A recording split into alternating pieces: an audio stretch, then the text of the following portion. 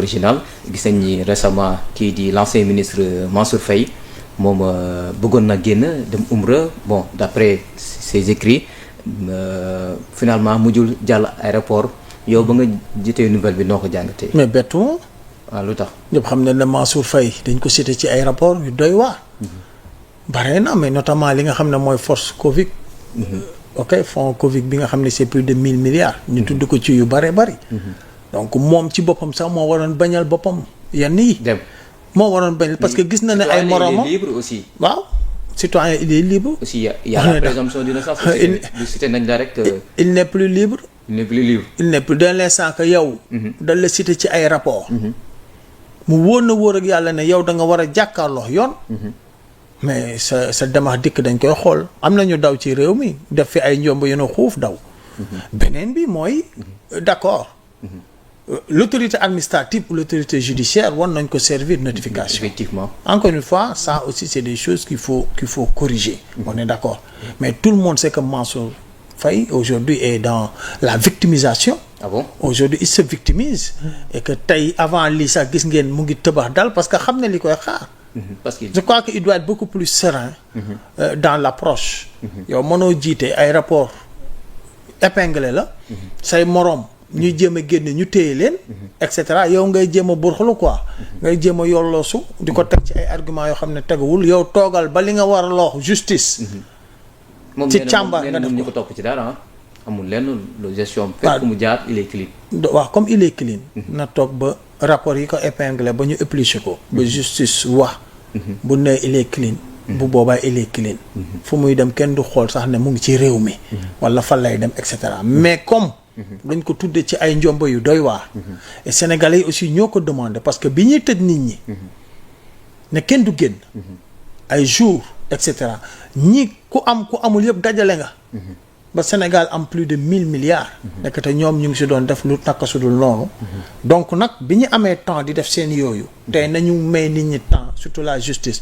pour mu càmbar rapport yooyu lan moo ci dëgg ak lan dutul dëgg. c'est ça. Sur ce gis nañ ni l'ex-première dame Marième Faye Sall aussi tamit def na une réaction presque elle était en larmes. par rapport ak li nga xamante ne mooy interdiction bu ñu teg ci kaw ndoddu frère am. dafa juum direct rek peut-être moo ko yëngal. mais yaakaar naa Mansour du moom la ñu njëkk a ne doo génne réew mi da ngay toog xaar. lan moo tax amul woon même réaction que pour les autres pourtant ñoom ñëpp ñoo bokkoon seen Benno Bokk Yaakaar. moom nee na acharnement sax ci famille bi la ñu ngi jaabantaloo ci yoon. mooy acharnement. léegi ñeneen ñi nga xam ne ay citoyens sénégalais ñu leen jaabanti yoon lan la du acharnement lu mu koy tuddee moom c'est le cours normal des choses. et quand ça les affecte ñoom alors que ñoom ñoo gérer pouvoir. ñenn ñi war a rendre compte c'est de l'acharnement non.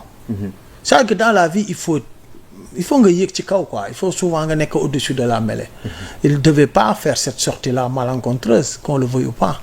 dafa juum non dafa juum complètement. quoi que il parle à quel titre. ban titre lay waxee tey bu jógoon di wax a sénégalais à quel titre.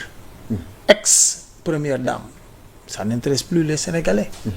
su fekkoon sax moom la dal muy wax on peut comprendre mais son frère qui a géré état.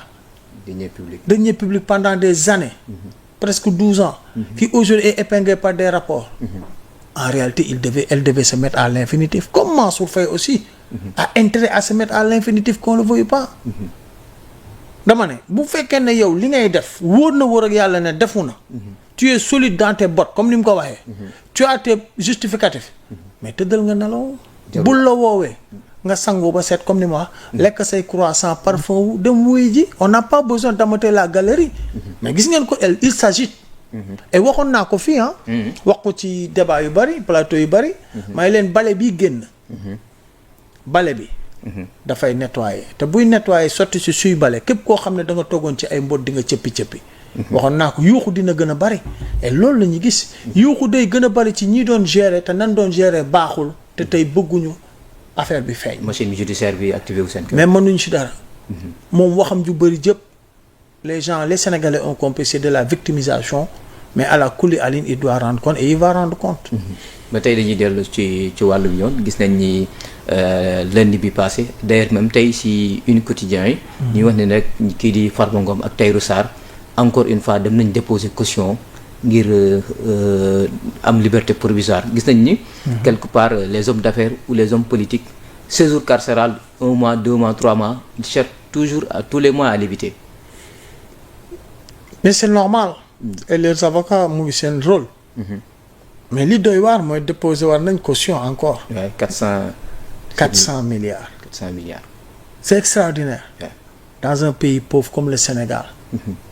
la ñu déposer war nañ 400 milliards et aujourd'hui les Sénégalais doivent se poser la question fii amul benn business boo mën a def fii. fini ba mu jox la autant d'argent autant de richesse amul Sénégal lañ nekk tamit. maintenant mooy loolu yow da lay jiin dëmm ngay signon yeeyu liir yow ñu ngi lay topp ay milliards yow ngay gindi ay milliards rek di def caution ci réew mu mel ni Sénégal na moonte dëgg. Sénégalais ci boppam xam nañ li xew.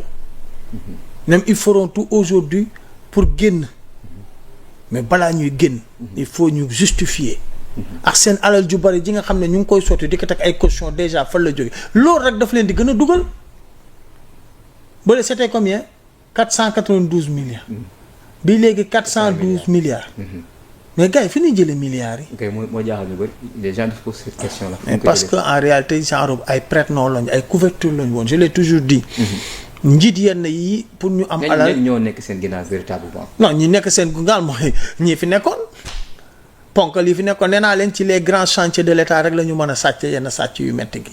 et loolu pour ñu def ko. fa am ñu leen koy defal. am une administration corrompue boo xam ne mooy. faciliter les choses parce que ñoom. mënuñu jëlee alal ci trésor public. donc c'est sûr moo tax ca plainte ba nga gis te X. parce que am na ñeneen ñoo xam ne ñoo leen di jàppale. ci gangsterisme financier bi nga xam ne moo amoon ci réew mi lii tax nit ñi xeexoon. teg seen bakkan dañu xamoon ne lii fi ne nii bu continuer ñun moom kenn waxatu ko ñun ñëpp ñu ngi wax suñuy mer gàddu teg ko ci cimetière yi di xaar bés. mais suñu doom yi. fan la ñu jëm.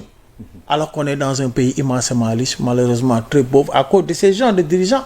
qui ont tout le temps mis en avance leur propre intérêt et ceux de leur clan. et aujourd'hui gis nga ni ñu sëngeemee réew mi. maintenant nag mooy li ñu wax.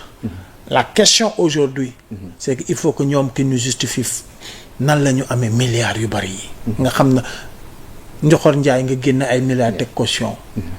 xaalis dañ koy liggéey et loolu xew ci réew mi léegi. c'est ça. même Farba sax peut-être certificat médical bu génnee mën nañ ko yóbbu pavillon spécial. xam nga yooyu yëpp. dafa yomb trop. xam nga lu tax mu yomb. parce que bi ngay nekk def say njombe di dóor suñuy milliards tu as pris tout le temps di def sa bamboula. am benn insolence bu doy waar tant sur le plan comportemental que sur le plan financier.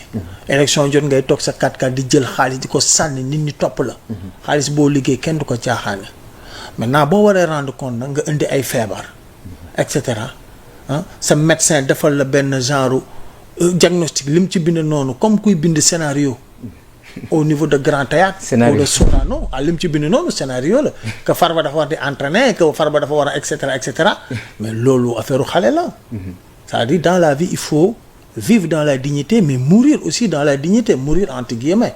c'est-à-dire que loo war a dékku. mu wane sa conséquence say acte la mais na nga ko assumer. dignement. pavillon spécial pourquoi et même buñ ko yóbbu pavillon spécial. ñoom li leen di laaj li leen di topp nañu wax bu ñu defee ñu am courage ñu ñoo def. et on tourne cette page là. maintenant moi mon souci mon problème c'est que Sénégal ngay gis. vraiment affaire yi occuper la place publique occuper la presse ñëpp di ci wax. or dans les grandes démonstrations ce sont des choses qui s'y passent ex nihilo kenn du ko dégg c'est normal. je dis encore une fois malheureusement. loolu la ñu hérité. mais da ngay gis sax te mouvement de soutien par rapport ak